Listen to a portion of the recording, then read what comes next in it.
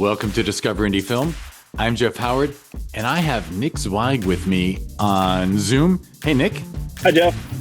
All right, so your introduction. I'm just going to hop right in and say Nick was the subject of one of my favorite Q&As of all time at Film Invasion Los Angeles, because you brought your animated film I Am Duck out to Film Invasion LA. Wait, was it 2025 or 2020? It was 2025, yeah? I'm pretty sure it was 2020. It was 2025. No, it was 2025. Okay, not 2024. I should have looked that up, but I've been crazy all day. I remember because I went to Australia last year. When I was in Australia, I was trying to get a DCP made for Film Invasion LA. Gotcha. And boy, I got to say, it looked so good on the big screen, right? Because we had you in the big room at like 65 feet. Just, I Am Duck, one of my all-time favorites. It's just so fucking good. Thank you very much.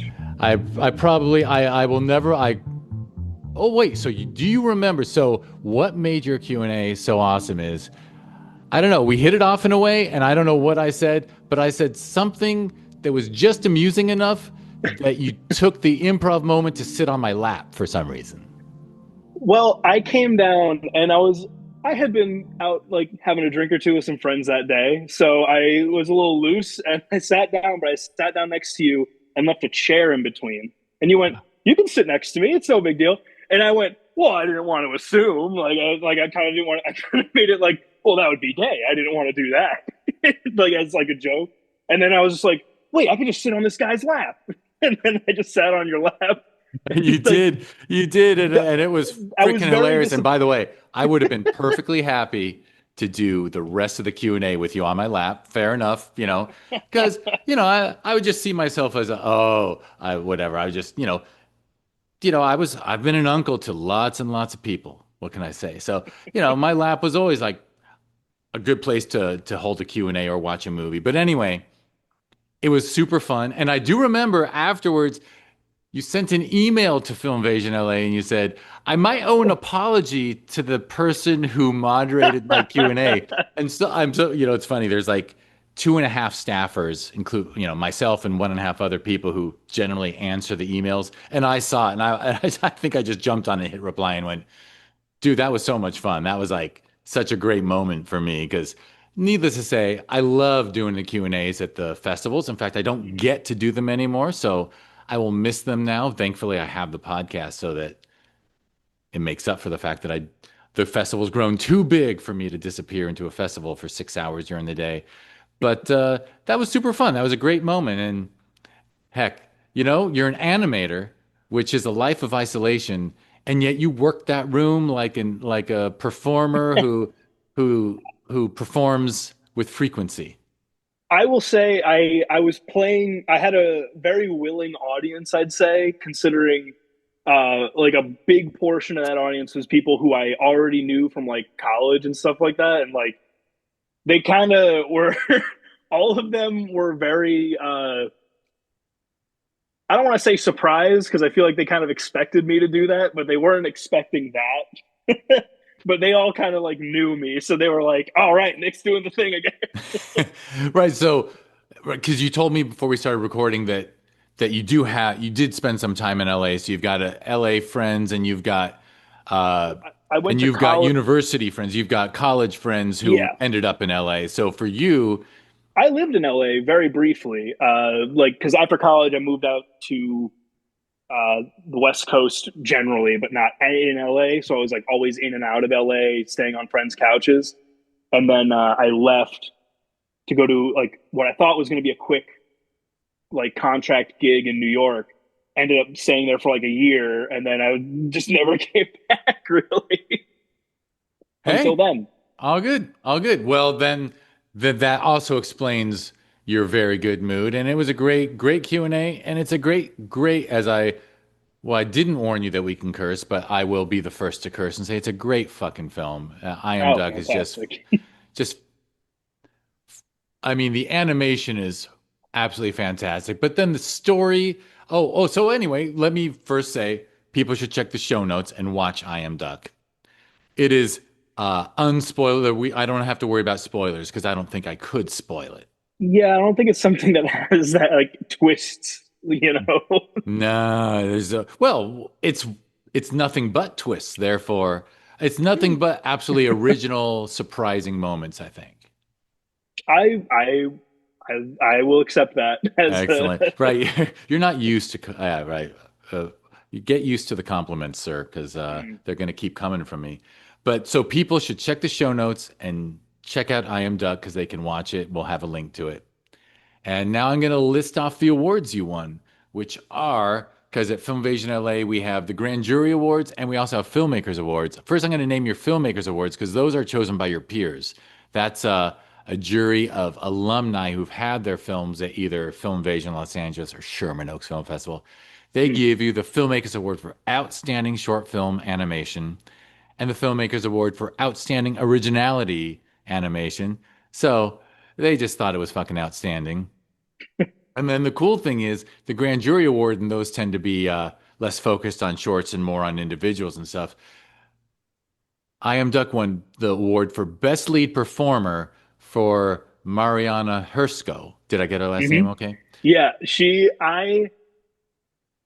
I need to just like sing her praises a little bit because she's also a fantastic animator in her own right and filmmaker. And me and her became friends right around the time I started making Duck.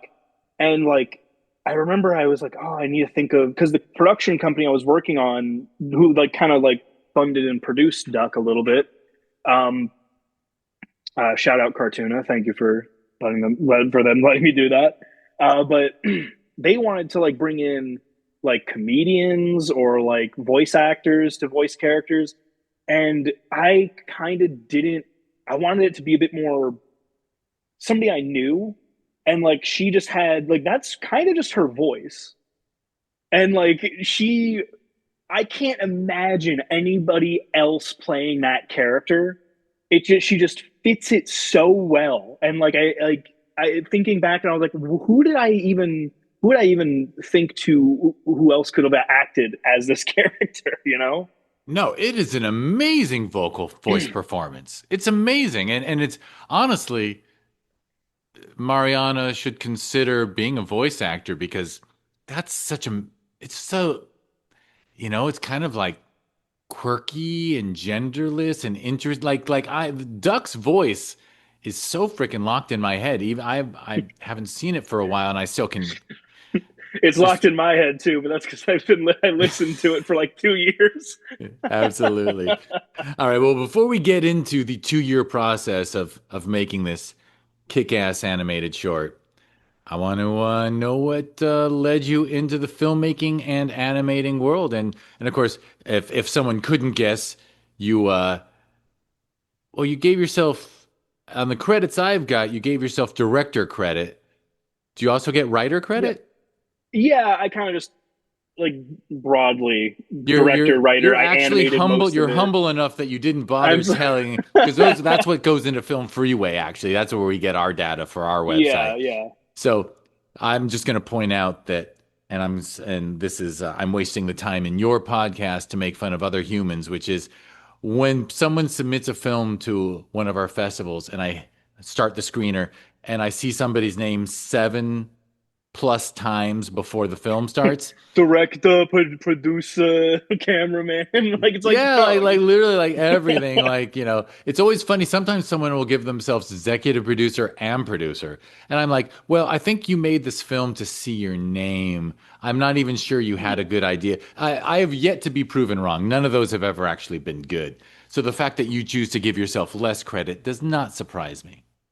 I didn't even credit myself as an animator, and I did most of the animation.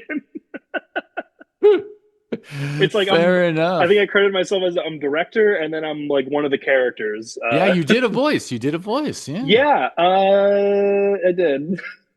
I'm not. I'm not very happy about it. I tried to get one of my friends to do it, and he backed out. So Well, all right. So before we get into the that whole process, which I recall some from the Q&A because I know you shared about Cartoona and whatnot, yeah, but yeah, yeah. what led you into when did you get the bug? Did you get the filmmaking bug early? Were you a creative kid? Uh, Yeah, I definitely really I mean I was like animating like claymation stuff with like back in like middle school. Like I just loved like making stuff move, like bringing it to life, doing like little very tiny stories. So you were doing like Um stop motion stuff, like you oh had yeah, like one of your I parents had a had video a camera or something? I was using, I'm not sure if you ever heard of this. It was like one of the early digital cameras called a like that like can connect directly to the computer called like a digital blue. I don't know that one. It was like such a weird looking thing. It almost looked like a gun. But you could go like this, but it also had a stop motion feature. And when found that out, I was like animating all day at some points just because I was so obsessed with the process. And I'd go on YouTube and look up just stop motion. I just literally look up stop motion animation, and I'd find people like really great animators like Bruce Bickford, who did a bunch of Frank Zappa's music videos, and Jans Funkmajer. He's like a Czech animator. His stuff is so bizarre and horrifying and funny. And he did actually a Alice in Wonderland movie where like Alice turns into like a doll and it's like in this weird dollhouse world and all these creatures are like coming to life and it's so just with the stop motion element it makes it so horrifying. Uh, but as I kind of progressed and I went to college for animation, I kind of got it in my brain that I want to have like a TV show. That's the way I want to go. Like I want to, and like I mean, Duck was I would say fairly like pretty close for me getting to like pitch and make a pilot. I mean, it's roughly like ish pilot length, but I don't even know what I could have done post Duck like with that story. It's true Um, because it's not a traditional pilot where like it no, sets up a situation where I mean clearly at the end whatever you do with Duck next that I would watch that character do anything, but it's not like you threw the character into a work situation and now yeah, I can picture Duck, you know, dealing with its office partners for the next 7 years. no, exactly. And like, But by the way, I just have to add that, like, for the world to hear, you are the first person I think in 40 years I've heard mention the amazing Bruce Bickford. And I am a dude, Zappa fan. And when I went to, and same. I'm the kind of motherfucker who went to see 200 Motels when it screened theatrically in LA, like in the 90s or something. And the Bickford stuff is the best part of that. Like, it's Bruce Bickford, unbelievable. Bruce Bickford is a creative, like one of one kind of person. Like he had a little something wrong with his brain that made him so unbelievably connected with the things he made move. And he just had this ability to see 9 frames ahead when he was doing most things like pretty like I've seen like storyboards he did. They're so rough. Like everything's in here for him. And like Prometheus Garden is like a it's his I think only feature film he made. And I think there's another film he was like working on when he died. Um, but one of the small sidebar, but like uh, in New York, I'm not sure if they have it anywhere else, but they have the Outsider Art Festival, and it's all of these artists who aren't like really traditionally like a lot of them are like artists who aren't like traditionally trained or like kind of come at it from a very different lens. Like I went to one of the things, it was like a guy who they just like opened up a tenement house like room that had been closed for years, and the walls were literally like just canvases, so much so that there was like it made the room like so much smaller. And these huge paintings, but I got to see Bruce Bickford's claymation like things at it, and it was so crazy because like somebody who like really inspired me when I was younger as an animator and getting to see like oh wow these are things he worked on. I got to talk to some people who knew him. It's Uh, amazing. Yeah, yeah, it's just yeah, amazing. And like the word claymation doesn't even cut it, right? Because like he made no, a whole unit, like a whole a whole planet would be moving in front of your eyes. Like it wasn't just one moving character with a background. Like It was honestly, like it's indescribable. it like everything just like writhes and like undulates and like moves, and I can't begin to understand. Like I've tried because I tried animating like him a few times back when like I was first like starting, just to like see if I could do it, and it's like it's hard. Even just doing one character, it's like that's so difficult. No, he was clear. I mean, in the interviews Zappa did with him, it's funny because Zappa was like this off the wall, Hmm. super creative human, but like the level of respect Zappa had, right, when he's talking to him, Yeah, it was just like just letting this guy talk. And I mean, I don't even know if he was on the spectrum or damaged or something, but he was just his brain was different. I think he fought in. I remember because I watched a documentary about him, Monster Road. If you ever I'm hear gonna of it write that or down. see it, it's a really great documentary about him. And I think at some point, I think he went. I think he fought in Korea or Vietnam. And when he came back, he was a little like I think he was just a little messed up from that. And he had because he has a lot of themes in a lot of his work about like anti. He's like very anti-military, very anti-imperialism. Um, and you can a lot of his early stuff is just like people getting gunned down.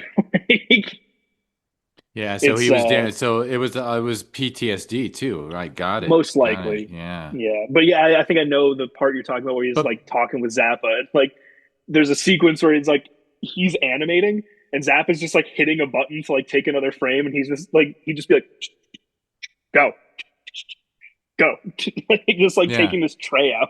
But I just remember him describing stuff. But anyway, how old were you when you were exposed to this? Like this degree of because honestly, it's like watching a Da Vinci or a Rembrandt.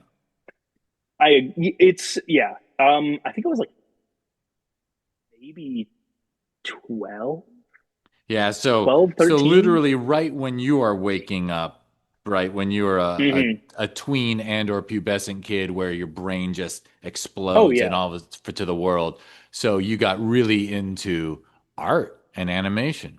Were you the yeah. kind were you a drawer, story writer Oh before yeah, that? yeah. I liked like kind of building worlds and telling stories. Um, I think I really liked. I really loved a lot of I loved Samurai Jack as a kid. Like that was like one of my favorite cartoons. Um, Actually, you were but born like during you grew up during an animation renaissance I because I grew up. Yeah. remember when Ren and Stimpy hit at the Hmm. end when I was finishing college, Ren and Stimpy hit the airwaves in like 1990 or whatever, and Yeah. blew Yeah. the lid off. All of a sudden, you could make animation for grown-ups again. Well, that was a big part of that was like Cartoon Network and Nickelodeon, RIP Cartoon Network. They like just made, I think Cartoon Network had cartoons, and then Nickelodeon had their cartoon shorts program. And like what we got from that was like Ren and Stimpy, Hey Arnold, uh, what else? Samurai Jack. We got like all of the greats from that animation era. And then the second like wave of that was like Adventure Time, regular show, Gumball, like all those, which like I didn't watch as much of those other than Adventure Time for a hot minute, but like those are all really good. Like Adventure Time, I still think if you have the time and the energy to watch like you watch the essential watching list where it's just like the lore and like story specific episodes, you go through like 4 seasons in like 10 episodes because a lot of it's just filler episodes.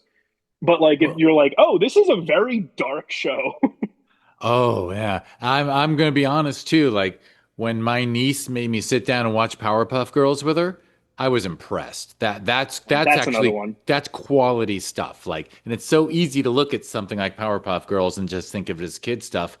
Mm-hmm. It was so well done. Yeah, It's it was really an animation renaissance in the yeah. 90s for sure, and it continues, I think. I Did it don't finally die down? it's I well Cartoon Network's gone. Yeah. It's kind Adult of got Swim like is absorbed gone. into Adult the Swim was rad for a while. Brad for a while. It kind of started having a resurgence. Like the show Common Side Effects, like I think the best animated show out there right now. It is so well animated. It's so funny, and it's the first show I've seen, animated show I've seen that's like cinematic, like a really nice way. Um, but like, yeah, Cartoon Network's gone. Adult Swim's like kind of starting to pare back. Uh, Yeah, although it was always so more fun. The animation was kind of lo-fi yeah, often. yeah, it was, and like I think that was part of its charm was that it had like, and like then like Rick and Morty came out and they started pumping money into it, and then the quality of that got really big, and then like everything else kind of had to match that, and like they couldn't do just like a lo-fi silly thing anymore, like 12-ounce mouse or something. It is hilarious that I don't think of Rick and Morty when I'm thinking of amazing animation because I can't get over the scripts. I can't get over Yeah, the writing is so great. I forget that it's animated. Dang. All right. So anyway, we're supposed to be talking about you. So you yeah. were Sorry, you I no, but you were I'm the one who bothered with the distraction of you were born. So you were a creative kid who, right at the right age, was exposed to just artists getting to do whatever the fuck they wanted on cable because cable is desperate for viewers, I guess.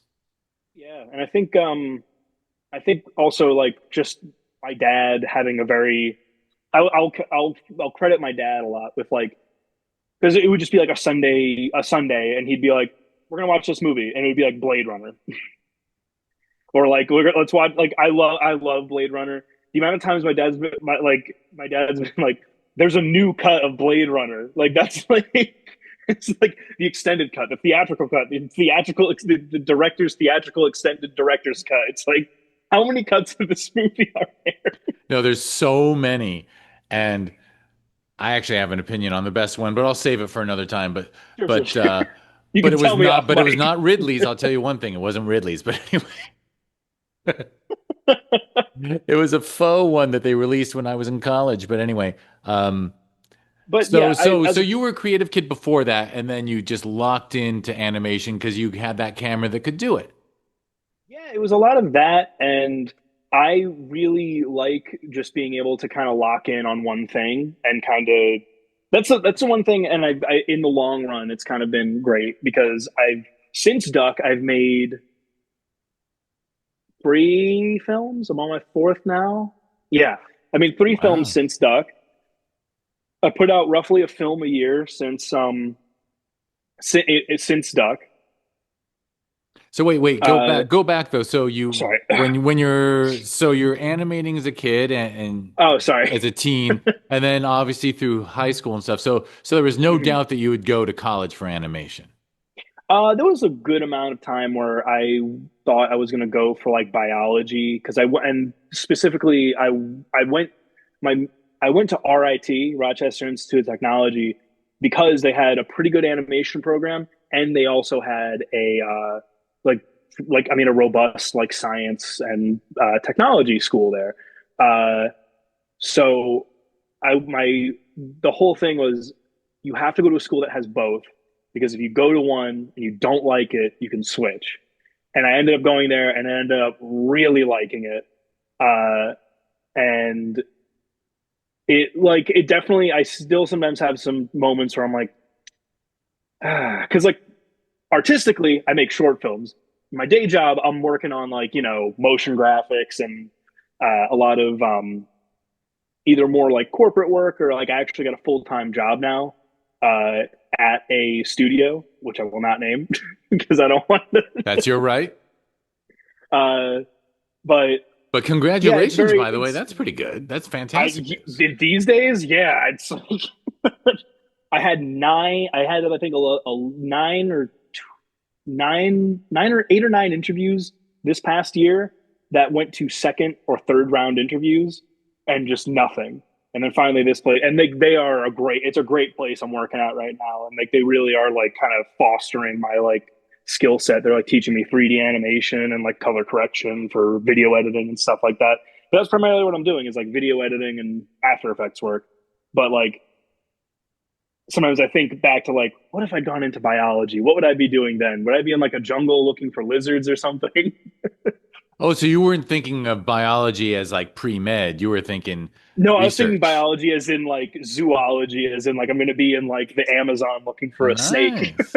Nice. Hey, maybe, maybe. It's and I will also say, because I do want to talk about my new film that I'm making Yeah, absolutely. at some point. But it had like my dad owns a pet store, so animals and like watching animals interact and kind of like that kind of stuff always informs my work a little bit. And like, I mean, duck There are as well, but I Am Duck features several species of bird. for sure. Yeah, there's just it is a pet store interaction vibe. Damn, that's so cool. All right, but wait, so you get to Rochester Institute of Yeah. Technology and you love it. You realize, yeah, I love animation. Oh yeah. It. I mean, I'd already like really loved animation and painting and drawing and like sculpting, all that. Like I was very much like somebody who just like if I could get my hands on something, I'd make something. Like I liked uh, doodling, sketching, like everything. And yeah, I don't know what else to say about that.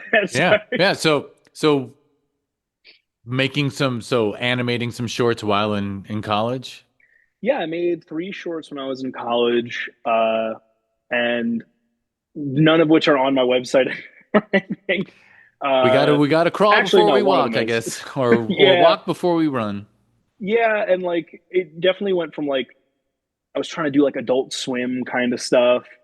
Uh, One of my short films, I actually made a full like pitch deck to pitch as a show, uh, which I'm still like I kind of like the idea a lot, but then like I kind of who I am now, I think as a filmmaker, kind of coalesced in like my thesis film because that was a bit more of like an experimental film, and it allowed me to kind of see what else I can do as a filmmaker rather than just like characters talking or like just like having a linear narrative. It like allowed me to kind of flex a little bit and see like okay, what can I be make a what can I make as a film that isn't just oh point A to point B, a character goes here to there, which of course that's what Duck kind of is, but even then like it's got like a bit of a the only thing that's coming to my head right now is that wabi sabi thing from King of the Hill. Well, I would just say that Duck has some fastic psychedelic journeys. It's definitely Mhm. not point A to point B, unless from point A to point B you go through the entire alphabet and all the Yeah. prime numbers. Yeah, yeah. There's a lot of detours that are just freaking amazing on the eyeballs or brain, I Thank guess. you, thank you. I mean Yeah. that's I mean I love the straight parts too, but like when you trip out in that film, the animation is just unbelievable. It's just unbelievable. I'm just remembering it. Just man, so I'm cool. I'm really glad it hits people that way because I definitely when I was like finishing it up, I was like I could have done more with the animation, but uh, you know, it is what it is, and It like is what it is. I'm glad people enjoy it the way I wanted them to. All right, so you make three films, three shorts in college, and then you graduate and you go out to LA briefly, or Yeah, that's the I was in LA briefly. Then I was up in San Francisco for a little bit for some reason. Then back in LA, and then I was in New York, and I've been here. right. So there wasn't a super strong siren call for like, one of the big animation studios out in California. Uh, I mean, there is. It just kind of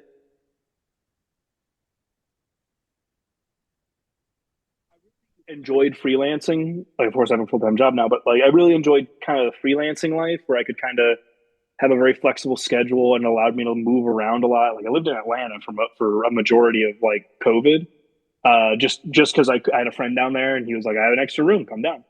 But um, those big studio spaces, I remember talking. Well, LA in particular, I have a two pronged thing here where it's I met somebody at like an alumni meetup in LA, who was this is like right when I moved to LA, and he'd been there for like 7, 8 years. And he was like, "Yeah, I'm like a storyboard revisionist at DreamWorks." And I was like, "Oh, cool. 7, 8 years in, you're a storyboard revisionist." He's like, "Yeah, yeah, yeah." And I was like, "Oh, cool." That's the first prong. The second prong was, I was like, "Yeah, I don't think I really like LA very much. Like, I just don't feel like it's fitting for me." And he was like, "Yeah, it takes about 5 years until you really like LA." And I was like, "I need to get out of here." Like, if you like LA, like if anybody likes LA, that's great. I'm happy you like it there. For me personally, it's it's me. I'm the problem. No, it's Like, not a I problem. just can't I'm do look, it. and I'm happy to say I'm third generation LA, and to me, it's like that small town where all your aunts, uncles, and cousins live.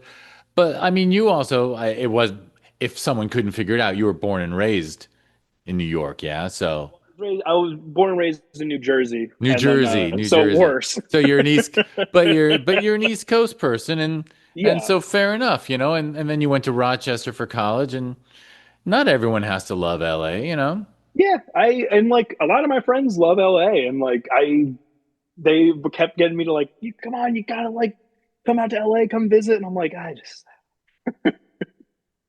I will not bother with I would believe me, there's a certain part of my DNA that wants to pitch to you how one can I don't think it takes 5 years to love LA. I just think yeah, LA is a very there are communities of value that are hard to find. Like, but if you just show up and you yeah. don't know where they are, it really does suck. And I think no one, there's yeah, no welcoming mat that goes, by the way, you're a cool artistic person, so you should actually hang out here.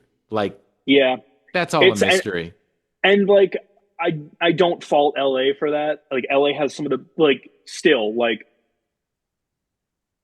some of the best Mexican food I've ever had in my life is out there. I would hope Like some of so. the best Indian food is out there.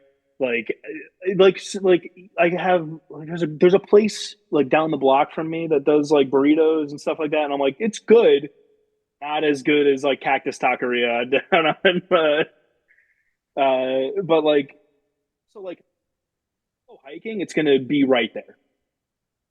And I'm like, I love hiking, and that is one of the things that bothers me the most about New York is that like in order to go hiking, it's like a 2 hour train ride and mile walk, and then like you'll go to a hiking spot that is packed with New Yorkers. And it's like I want to be alone when I hike. I want to be sort of alone when I hike. And like LA's got that over me, even though there's a lot of people on those hikes usually. If you go far enough or high enough or steep enough, no one's gonna be there.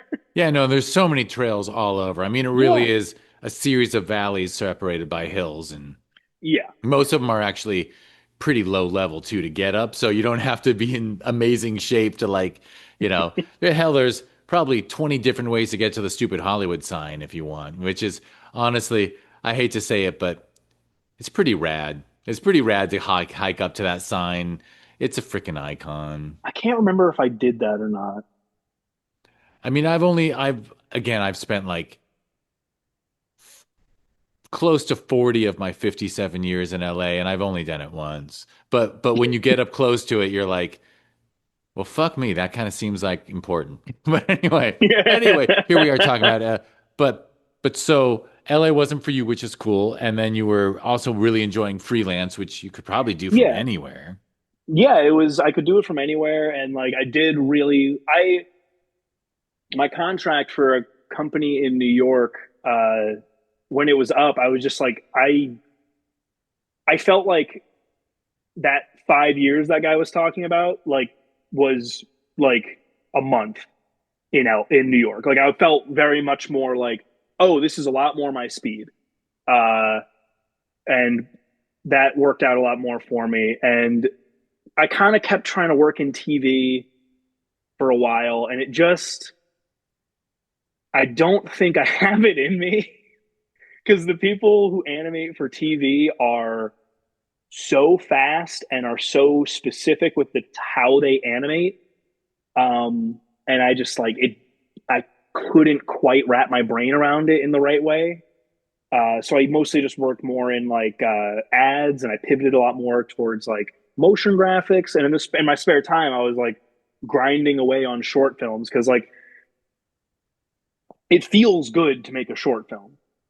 Like when I finished Duck, I started making this like short that was like an anthology of all these like little things I did in college, just in my spare time. Like I wanted to make a little something, and I put it into some a little thing, and had a friend of mine who's a very talented musician, Brendan Cleary.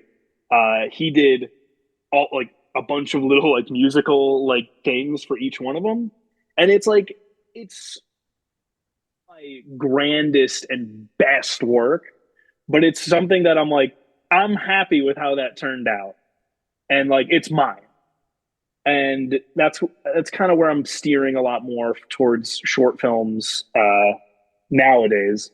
Uh, Yeah, for the partially for the authorship and yeah, you're look, you're working and then for yourself, mhm. you're creating things exactly as you want them. I mean, hell man, Yeah, you the at our last festival we had a 1 hour animated film that was 1 hour of digital animation that a guy made himself on the side at home.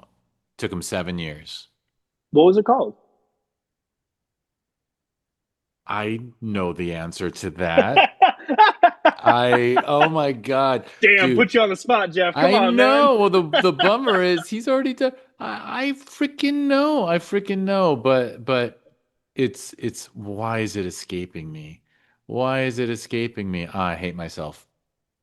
Oh well, I'm gonna have to let it go. I'm actually looking for his podcast. All right. Anyway, it was amazing. Amazing.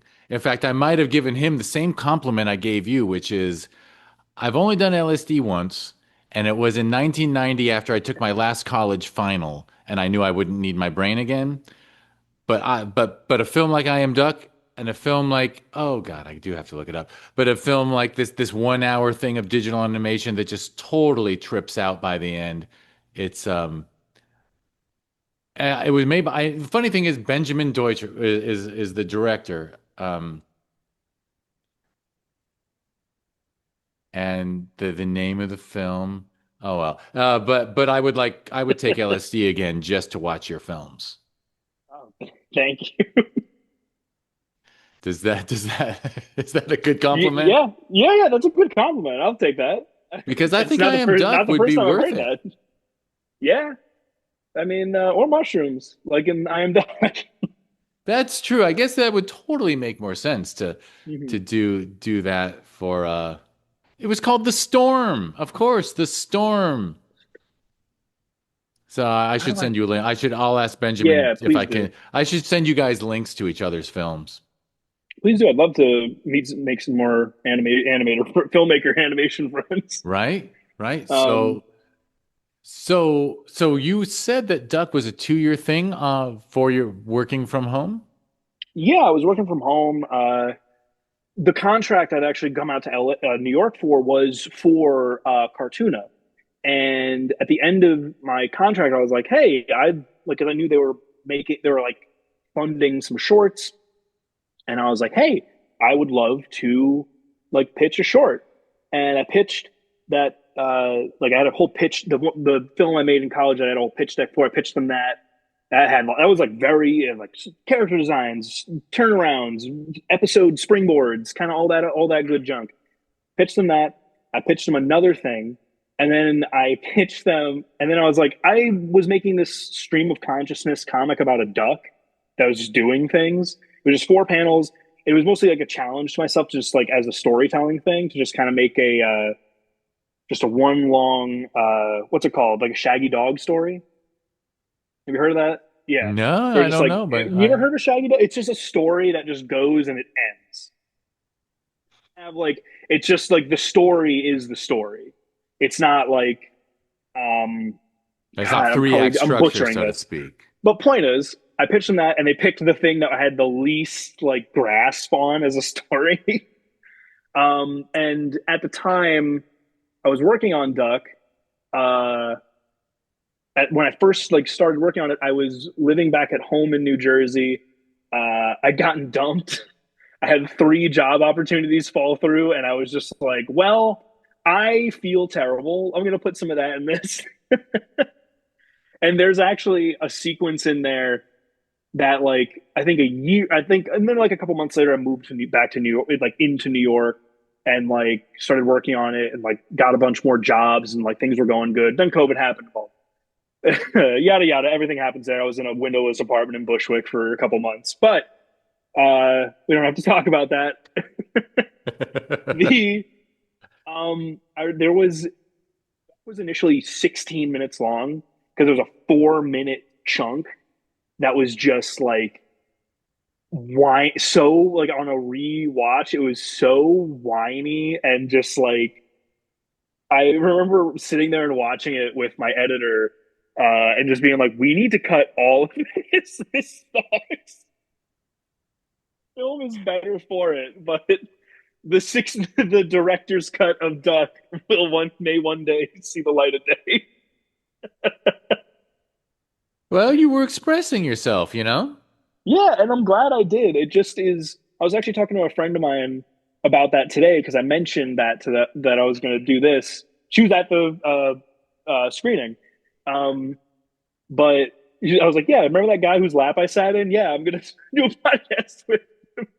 And I'm so sorry I can't sit in your lap right now while we You podcast. know, that is a, well, one of these days you'll visit LA again. We'll see. One of these days. But anyway, I was talking to her about that, and she's like, "Yeah, like, aren't you sick of talking about Duck?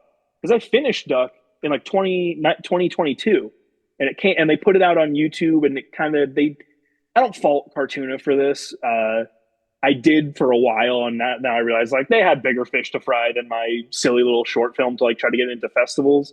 But they kind of really went like, we're going to submit it to Tribeca, we're going to submit it to Cannes, we're going to submit it to Annecy in Ottawa, and it's like those are 4 of like the biggest film festivals, 2 of which are 2 of the biggest film festivals for animation in the world. And it's like they didn't get into those, and they went, I was like, all right, well, I'm going to start submitting it to things.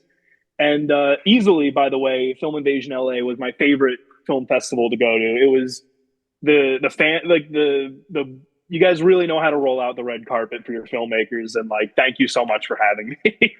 Hey, I started the rambling reason there. this What was I talking podcast about? exists is because I am actually comfortable saying that Film Invasion LA is a great festival, but it's only a great festival because the people and the work, right? I mean, I know it sounds like humble bragging, but like all we do is we choose great films, and I can't figure it out as someone who grew up. I was actually might have been a filmmaker in the 90s, and the film festival scene sucked and it was full of assholes.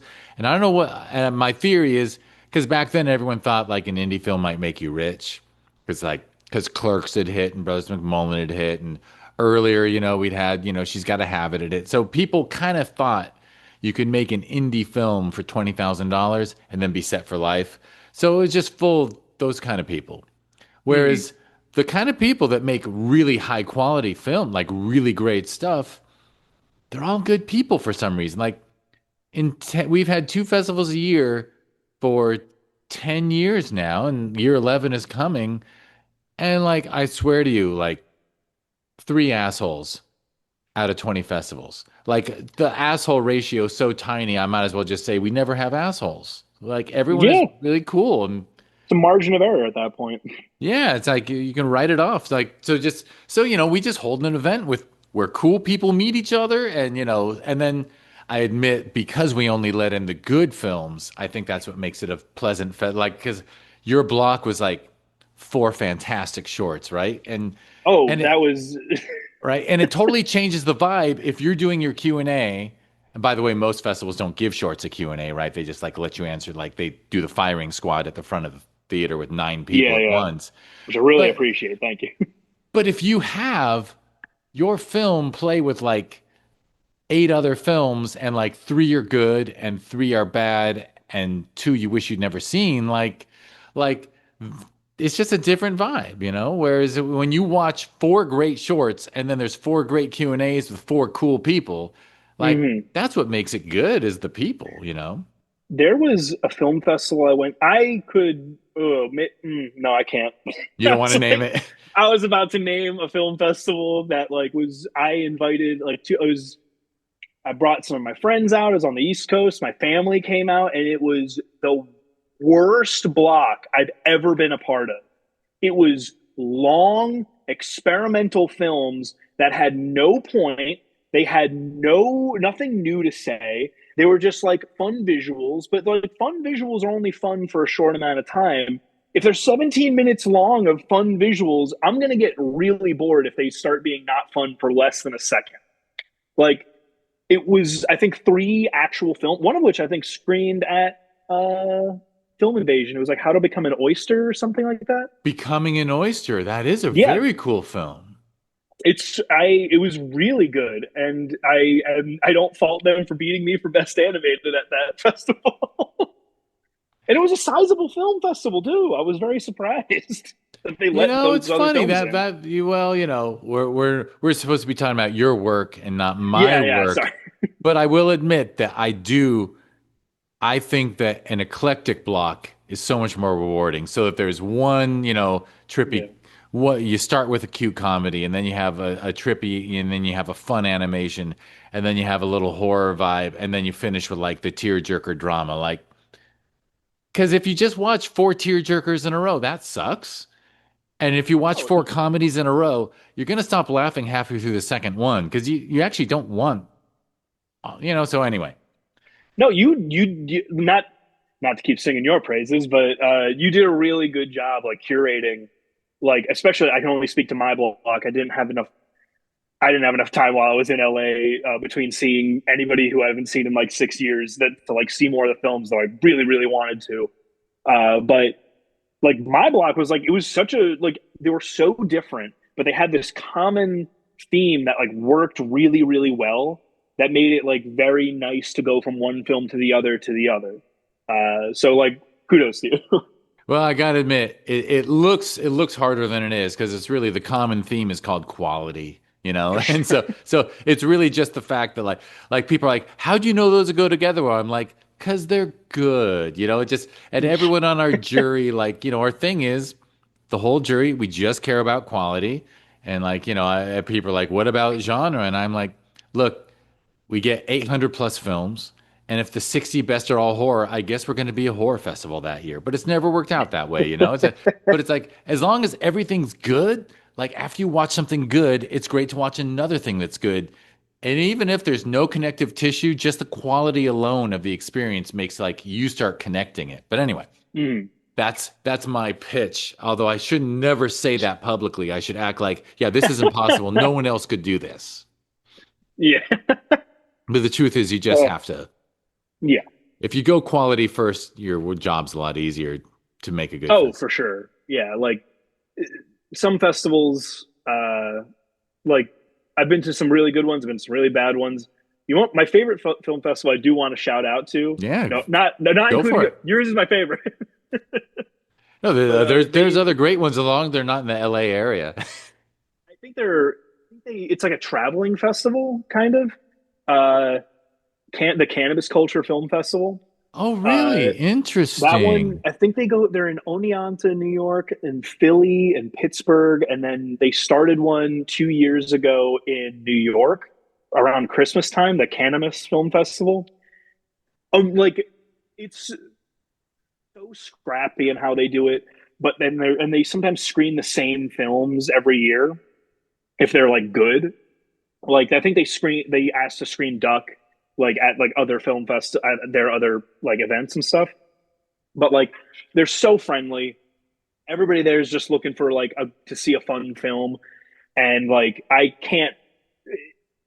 I'm not sure if they go out to LA, but like it's just like a really fun like No, I vibe. The mean guy who runs that it's sounds really very cool. nice. I mean, look, Yeah, I many years ago, two April 20th in a row, we had a night at the theater called THC Cinema, there and you go.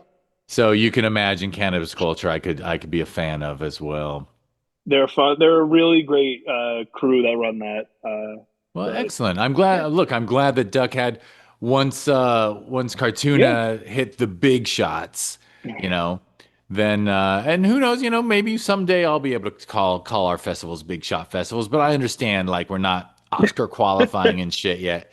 But Easily, well, if it makes you feel any better, like Film Invasion, like easily the biggest film festival and like the most like it felt big. And it is big, isn't it? Like my impression is that it's a very big festival. I guess It's I the don't biggest know. I've Not been to. well, cool. I mean, there's some big dogs that kind of bully people around. Like we don't demand premieres. We're not, I don't know. We never will, but we're Like hoping you're to get there. We're hoping to get there. Yeah, I mean, like I'd rather a festival that like is happy that I'm there than like a festival that's like, huge and has prestige, but then it's just like, yeah, get off the stage now. I hate that. Well, and I'm another thing I'm proud of. I bet you remember. Well, hopefully you weren't too tipsy, but like when you showed up at the theater and we had someone on the red carpet interviewing you, Oh yeah, they had seen your film. They seen your film, right? Like I have people come up to me all so the time and go, sweaty. "Dude, the red carpet interviewer, she had seen my film." I'm like, "Yeah, that's Danielle. She watches all the films." What? And they're like, "Dude, the people who run Q&As at other festivals haven't seen the film." Yeah. Well, I do want to say one thing, and you worded it well, Q&A, but as an as a animation filmmaker, I don't know how to word that. Animator filmmaker? I don't know. Animator, whatever. Yeah, Yeah, animation. yeah.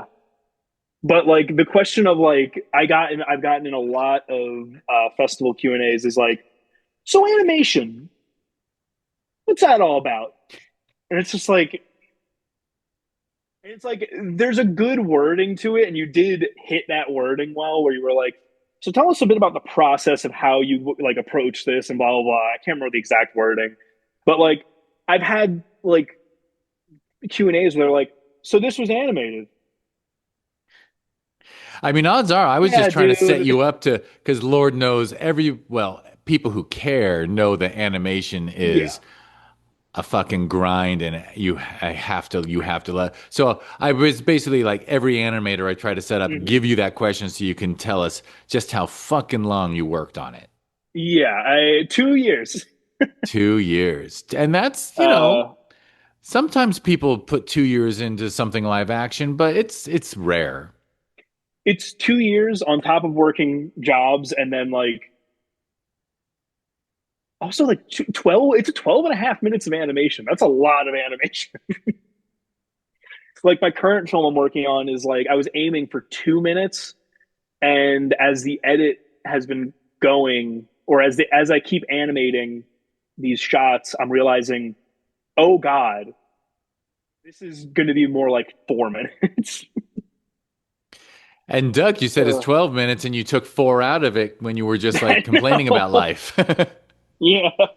Well, excellent. Well, and you mentioned there's been three films since Doug.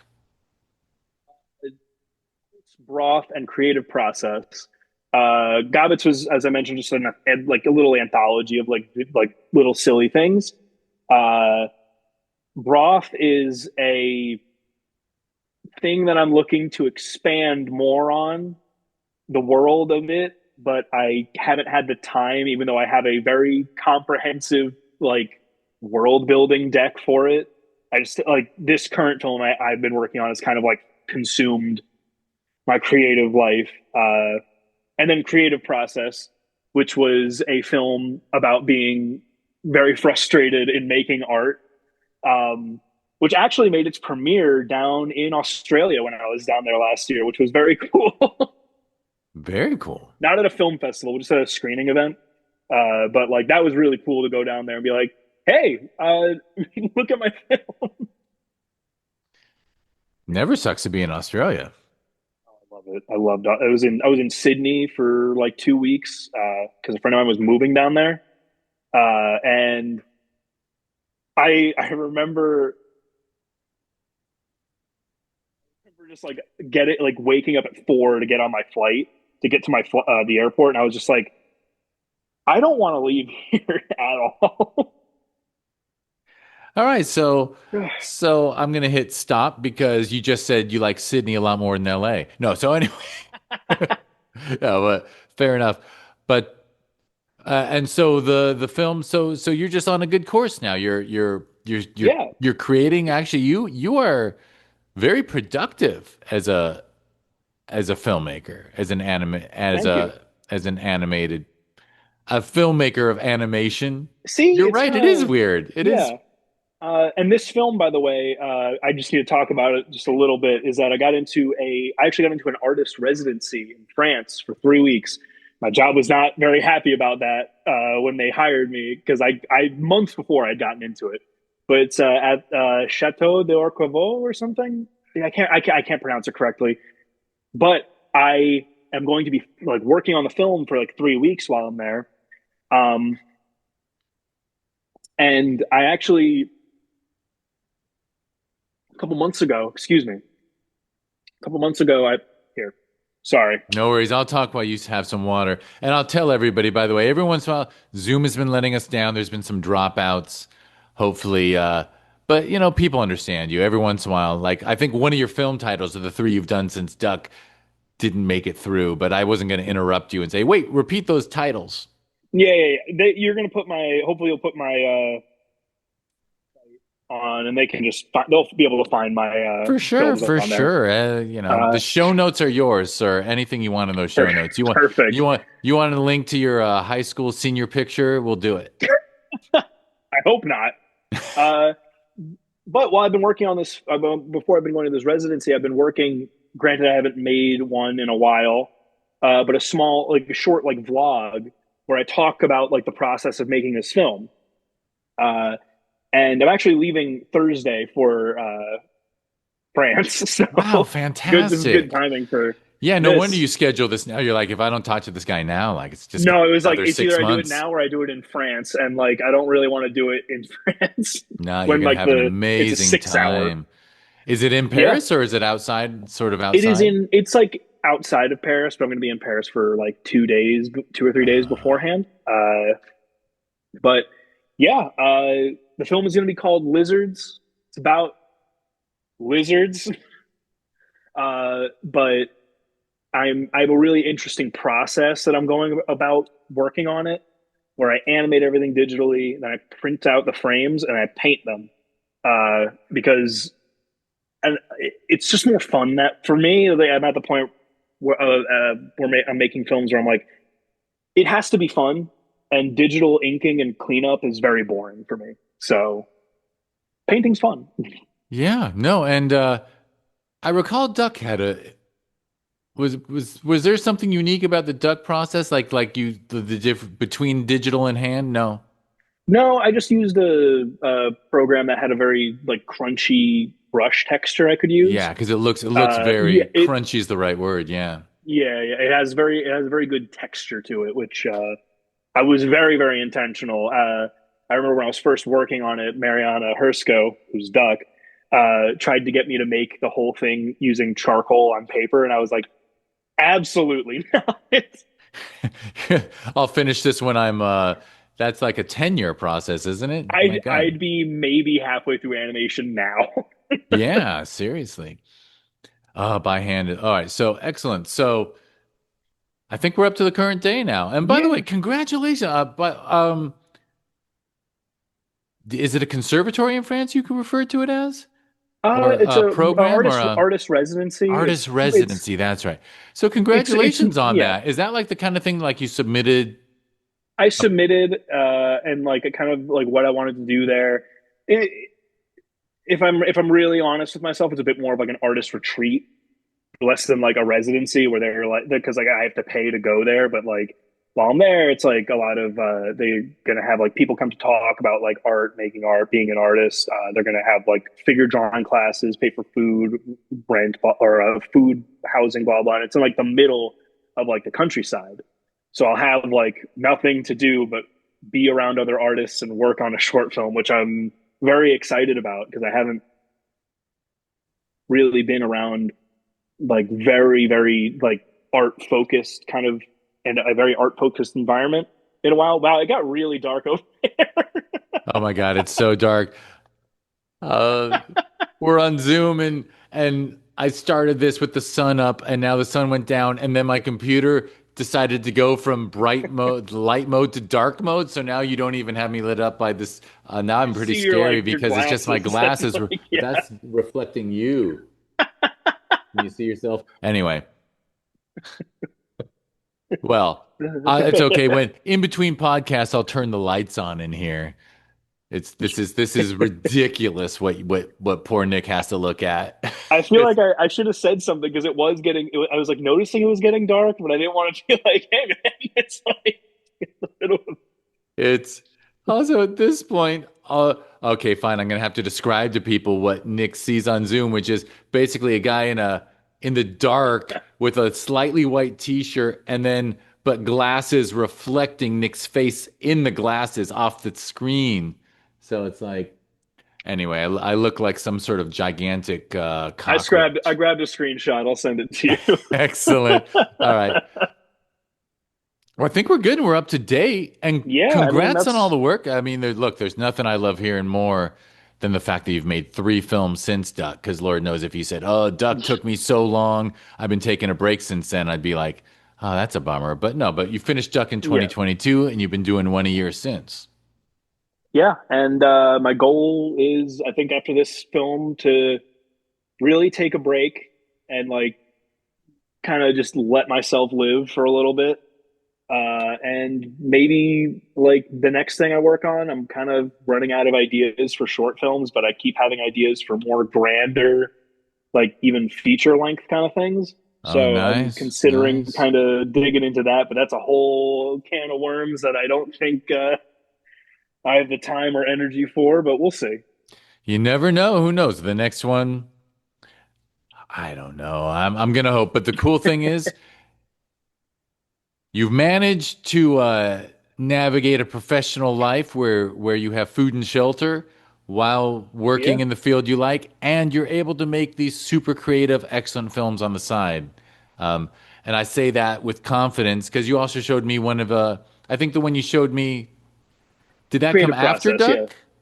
that came way after that. I made that. I think I finished that in like early last year.